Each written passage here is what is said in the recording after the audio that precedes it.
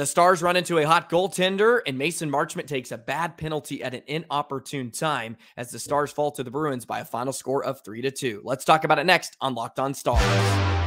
Your Locked On Stars, your daily podcast on the Dallas Stars. Part of the Locked On Podcast Network. Your team every day.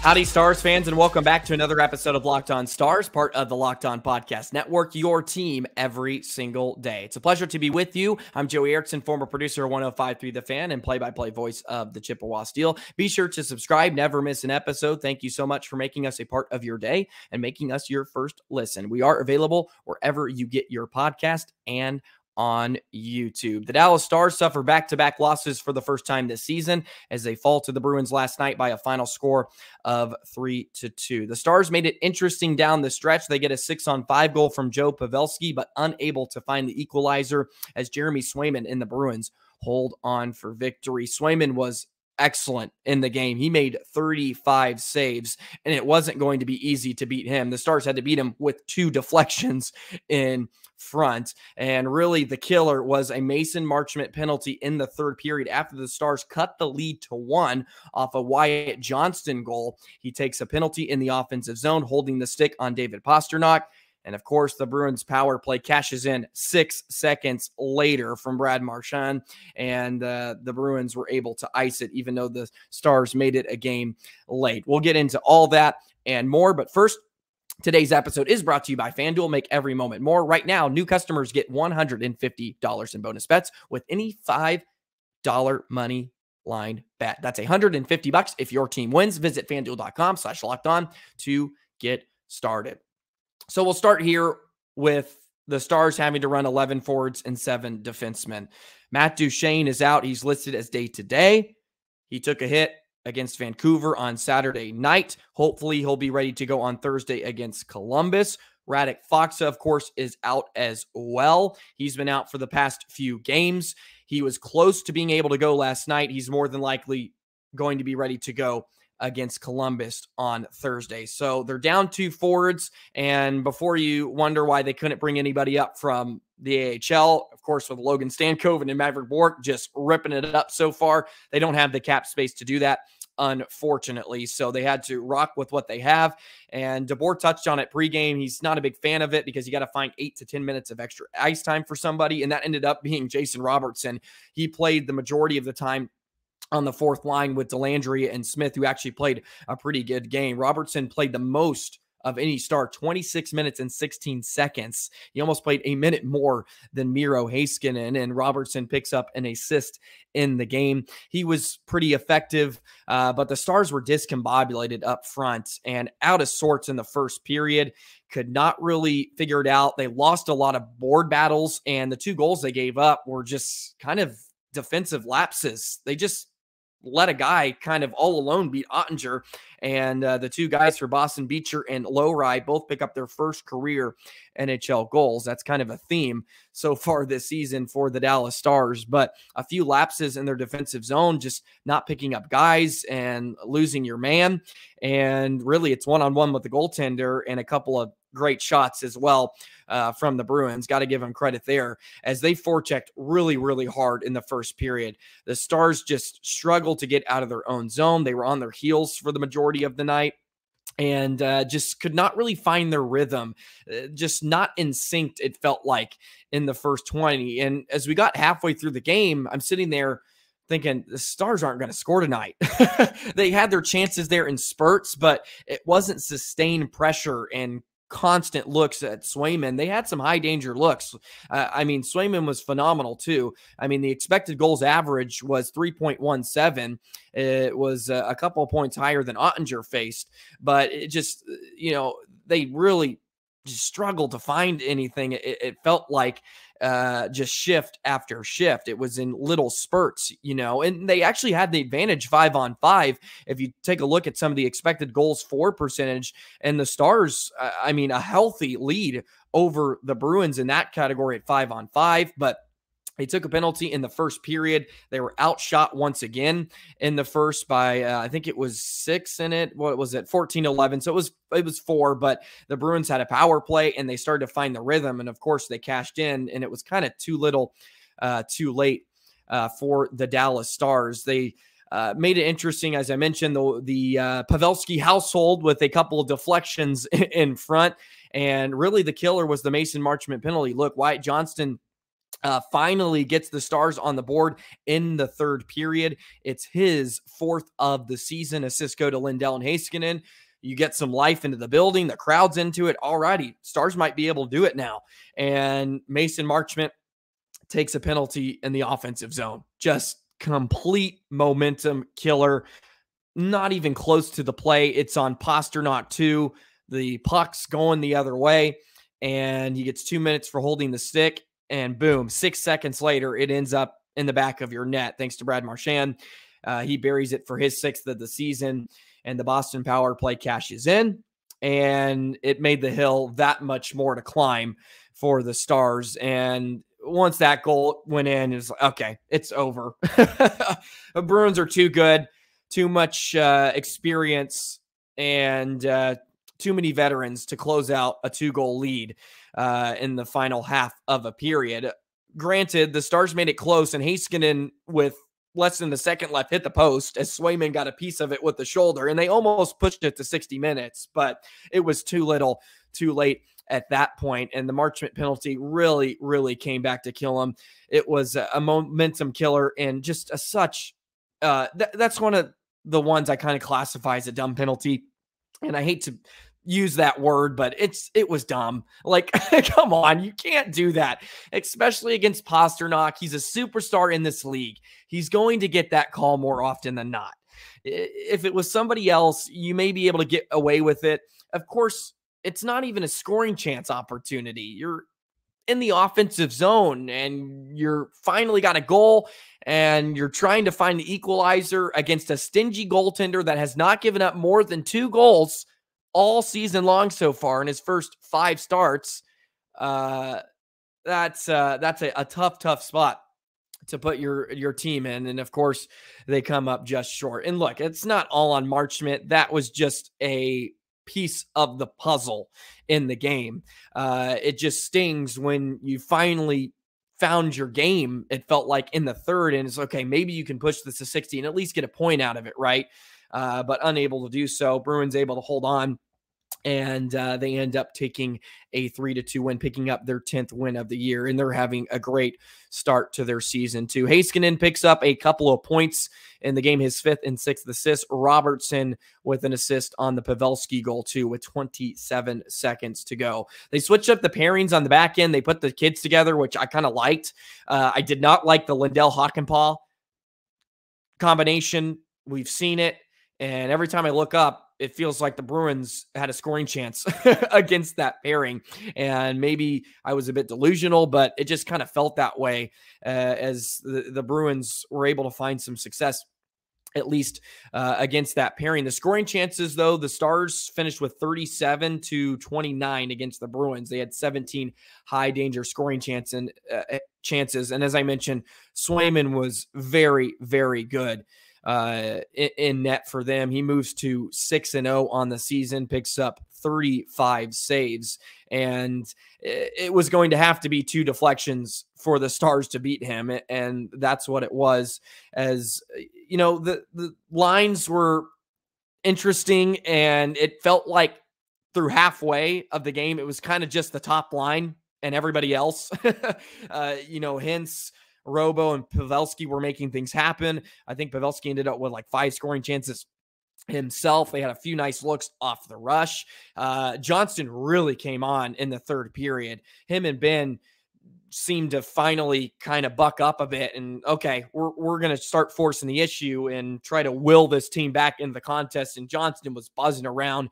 He's been just so good. He just can create chances by himself. He's sort of like Rope in that way, where he has the speed and skill enough that he doesn't need others to help him. He can kind of just force the issue himself and find space and get into those areas he needs to be in order to be successful. And he did that a few times. Miro started to find his game later on. He had a few uncharacteristic plays in the game too, but started to pick it up towards the end when they really needed it.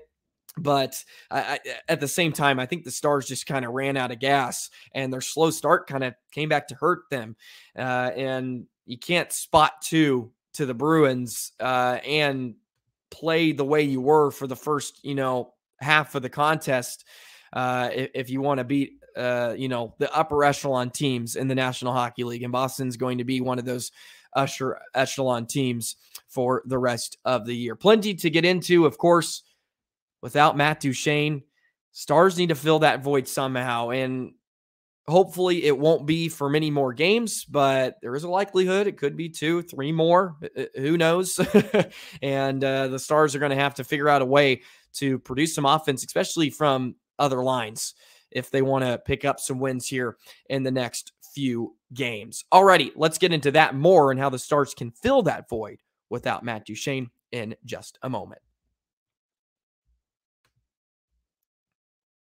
Today's episode of Locked On Stars is brought to you by FanDuel. Score early this NFL season with FanDuel, America's #1 sports book. Right now, new customers get $150 in bonus bets with any winning $5 moneyline bet. That's $150 if your team wins. If you've been thinking about joining FanDuel, there's no better time to get in on the action. The app is so easy to use, and there's a wide range of betting options because the NFL season is just halfway through. We have tons more of this. And for all you Cowboys fans out there, if you want the Stars to win, or the Cowboys, I should say, they both have stars as a logo, sprinkle some money on them. And that's the great thing about FanDuel. It's not just football. You can do the NHL. You can do Major League Baseball. It's over now. I get it, but we're still riding a high. Ranger fans, am I right? World Series champions, not a big deal. You can play the NBA with the Mavs, and you can just do spreads, player props, over-unders, and more. The app is so easy,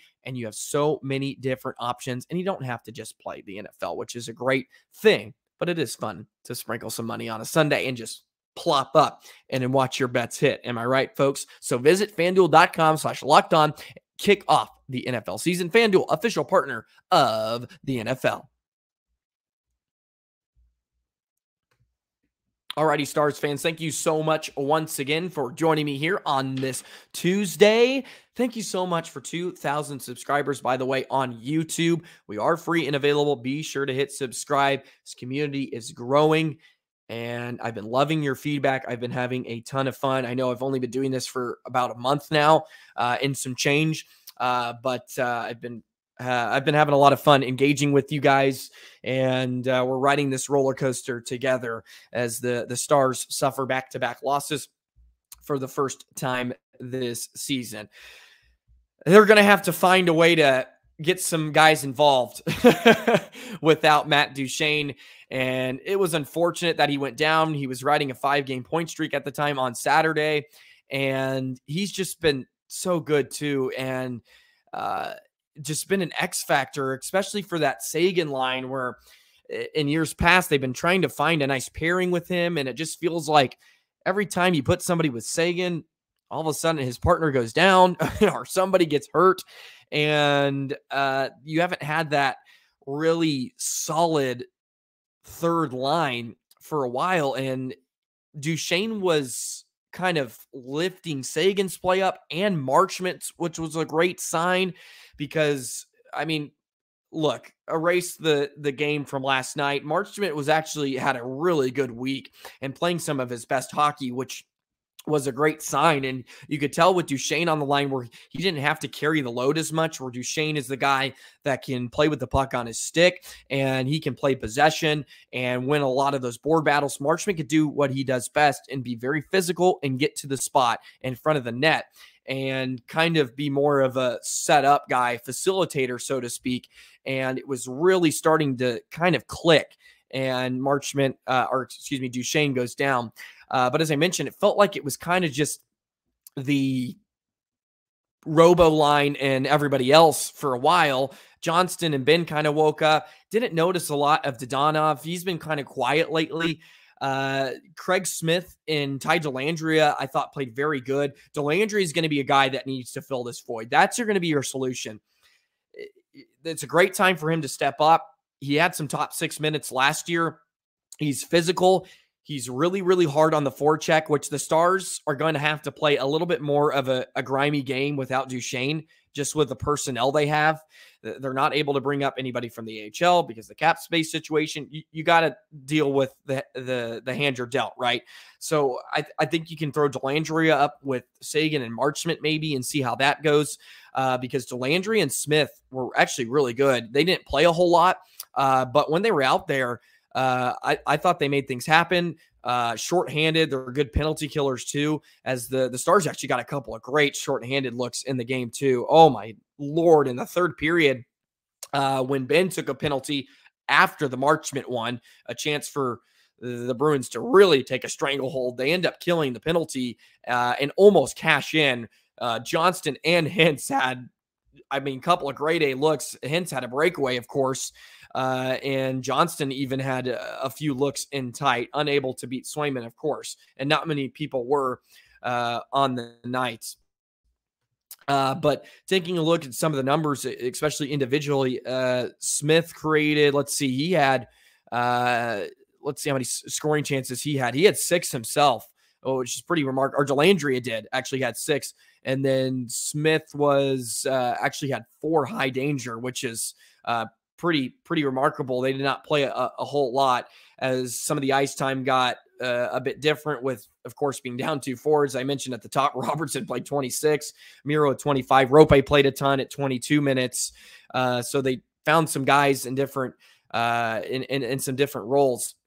They had to change the pairings up a bit too. They liked put the young guys together with Lundqvist and Harley, which I liked, but they're just going to need some more offense from some guys. They just need to contribute, right? And it wasn't a lack of chances even. Again, look, I understand Swayman was phenomenal too, and at some point you just got to find a way to stick the puck in the back of the net. And at 5-on-5, the Stars were really good. The expected goals forward percentage at 5-on-5, they were comfortably ahead of the Bruins in every period too, especially down the stretch. That wasn't really an issue, but the few lapses they had in the contest ends up kind of coming back to bite them, right? Odger gives up 2 early. He was pretty sharp the rest of the way. But as I mentioned in the last few weeks about the slow starts, and it makes that, margin of error that much more slim. And it was kind of too little too late. Of course, they make it interesting. They get some 6-on-5 time. They're able to cash in once, but unable to get the equalizer. But power play continues to be just complete horrendous, just horrid. I don't know what verb, adjective you want to use. Has not been pretty. PK was all right. But they're going to have to have different guys step up. And I think Dellandrea is a perfect candidate. He looked really good, ready for him to have a bit bigger of a role. And I don't think anybody's panicked about Matt Duchene. Look, he's just day to day. But for now, these are some of the things you have to deal with. And you got to find a way to pick up points. And sometimes you just got to beat good teams when you're not at your best. And the Stars had a chance to do that last night. And unfortunately, the Marchment penalty just really put a cap on the night and didn't give them a great opportunity to do so, to at least push it past 60. Let's touch on this special teams. That's all I got to say. We'll do it in just a moment. Today's episode of Locked On Stars is brought to you by Sleeper. A new NHL season brings all sorts of possibilities. Tyler Seguin could score 50 goals. Probably not, but the Dallas Stars could hoist the Stanley Cup, and you could win big by playing daily fantasy hockey on Sleeper, the official daily fantasy app of the Locked On NHL Network. Sleeper is our #1 choice for daily fantasy sports, and especially daily fantasy hockey, because with Sleeper, you can win 100 times your cash in daily fantasy hockey contests. You can just pick players like Robertson, Miro Heiskanen, and guys like that, and all you got to do is pick more or less on certain stats like goals, assists, saves, plus, minus, and all that good stuff. And you can do it for a host of sports too. The NFL, NBA, college football, of course, is getting down into the nitty-gritty of the season. We got the college football playoff coming up, and you can win 100 times your money. And especially in the NHL, you can pick guys like Crosby, McKinnon, and Ovechkin. And all you have to do is pick things like goals and assists, more or less, and you can win 100 times your bet on Sleeper. All you got to do is correctly predict the outcome of 8 player stats. You heard me, Stars fans. You can win 100 times your money playing daily fantasy hockey with Sleeper. So start paying attention and nail your picks so you can start winning big. Use promo code LOCKEDON NHL, and you'll get up to $100 match on your first deposit. Terms and conditions apply. That's code LOCKEDONNHL. See Sleeper's terms of use for details and location availability. Alrighty, time to wrap up today's episode of Locked On Stars. Be sure to follow me on the old Twitter, the X thing at Joey the Jet 19. I like to spew my opinions. I like to say things and the things I observe. And sometimes I have some highlights of some of my play-by-play work, which I think it's pretty decent sometimes, not all the time, but it's all right. Also, be on the lookout. I would like to do a bit of a, maybe not a deep dive, but a little bit of a dive into the AHL. Texas Stars, because look, Stankoven and Bork are killing it. And we have to give him props. And I know a lot of you are like, where are these guys? Where are they? And unfortunately, the Stars cap situation and the cap in general is just reigning and restricting our Dallas Stars team from running away in the National Hockey League. But the cap is good at some points, unless you abuse it like teams like the Vegas Golden Knights, cough, cough, Lightning. But hey, that's the rules. They're allowed to do it. Speaking of rules, I don't know how to segue into this. Anyways, the power play, I don't know what else to say. They go 0 for 3 against Boston. It's really 0 for 2. They got a power play with 5 seconds to go, so that doesn't really count. But 0 for 2, and it did not look good in the 2 opportunities they had. They are now 2 for 38, or excuse me, 3 for 30. They're 3 for 30, and more than half of those goals came in the game against the Ducks from a few weeks ago when they cashed in for 2. Struggling to win faceoffs still, and they got outnumbered in the faceoff dot yesterday, but on the power play particularly, they were 0 for 4. And that just sets you up for a lot of failure. And they had a few good chances on the first power play. I'll give them that. But still, a lot of one and done. They're not getting a lot of those rebound chances and second chance looks. They get a shot, and then it's cleared. And it's allowing them, or I should say, it's not allowing them to stay in games. Like a game like yesterday where you need to get that goal. And if you get one on the power play, it's a whole brand new game, and you feel a bit more confident about yourself. And then you really have a great chance of picking up a point, maybe 2 in the contest, but they're just unable to figure it out. And Miro had some uncharacteristic plays at the blue line, and they're just not getting anything interior.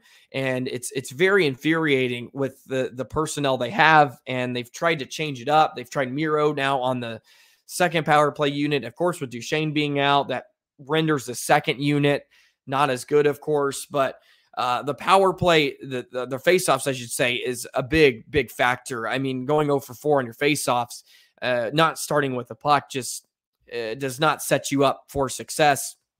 And it's made it really hard for them to just really create quality looks. And of course, they want the high tip play. They're not allowing Robertson to get many shots off. He's been kind of rendered, useless, so to speak. It's kind of a harsh word, but they're taking him away. And maybe Miro, and I think just the power play is trying to force it too much. There's at some points, and yesterday they're standing flat-footed. I remember vividly, Ben was on the half wall, And, he's flat-footed and he's like trying to force a pass through a stick and a skate to Pavelski kind of in that bumper spot. And the Bruins take it away and clear it.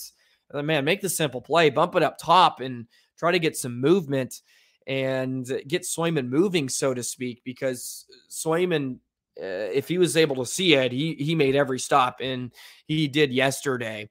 It's just, but at some point you just got to cash in, right? It can be a great equalizer, and it's kind of led to a lot of scoring droughts. Of course, Miro picked up 2 points, but in his last 4 up to that point, he just had an assist, and he was huge on the power play. 34 power play points last year, which was tied for the most by defensemen in the league with Quinn Hughes of the Vancouver Canucks. But they go 0 for 3 again, or 0 for 2 really. And of course, the Marchment penalty comes back to bite them. So, and that one was the biggest of the contest. And they're putting teams on the man advantage way too often too. They need to be a bit more disciplined. 2 offensive zone penalties yesterday.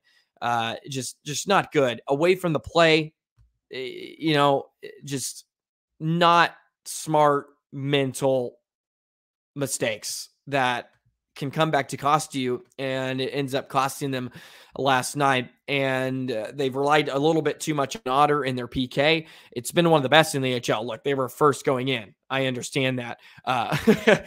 Both them and Boston were top 2 heading into the day yesterday, but still can't put good power plays on the job that often, because eventually it's going to come back to nip you in the butt. And it did 6 seconds in with Marchand, who picks up his 6th of the season and pretty much ices it.